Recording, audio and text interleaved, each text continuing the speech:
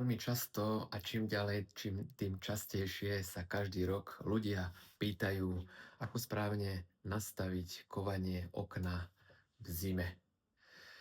Prosím vás pekne, zimný a letný režim. Netreba nastavovať nič, pokiaľ to nastavovať fakt, že netreba. To je taká tá správna definícia. Pokiaľ zavriete okno, dáte tam A4 papier, vysvetľoval som to v predchádzajúcich videách alebo shortoch, určite si ich pozrite a sledujte ma, ak ešte nesledujete, pretože každý deň dávam nejaké tipy ohľadne okien a dverí a vecí. Takže ak privrete do okna A4 papier, zavriete a nevyťahnete ho, že vám ide ťažko vyťahovať, tak netreba meniť kovanie ani v lete, ani v zime.